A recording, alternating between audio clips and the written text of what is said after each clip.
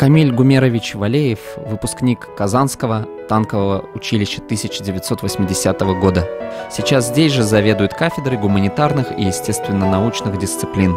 В прошлом командир разведывательной роты и участник боев в Афганистане.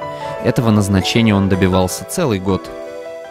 Начинал службу в Карелии, затем в танковых войсках в Вологде, затем командиром разведроты в разведывательном батальоне.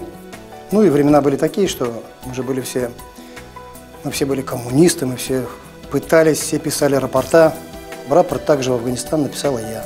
Попал я в 860-й мотострелковый полк, это в Файзабаде. Награжден орденом Красной Звезды и медалью за отвагу. Его рота находилась в горах, обеспечивала прохождение военных колонн. Самое сложное, вспоминает Камиль Гумерович, это терять товарищей. Например, вспоминает он пулеметчика Шамиля Касымова, который погиб в бою. И еще рассказывает о страхе, абсолютно нормальном чувстве на любой войне. Мгновенный страх перед боем можно перебороть. К постоянному страху за жизнь людей привыкнуть невозможно. Мы постоянно были в боевой готовности, мы постоянно охраняли сами себя. Расслабишься, и будет плохо. Вот однажды, например, видно, душманы посмотрели, что мы живем по одному и тому же распорядку, расслабились, они выбрали момент и вот попытались нас однажды взять.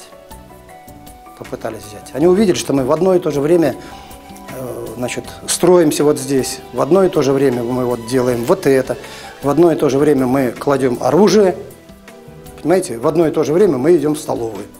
Это неправильно. Неправильно. Поэтому вот было время, когда нас подгадали, подловили и попытались нас взять. Ну, у них не получилось.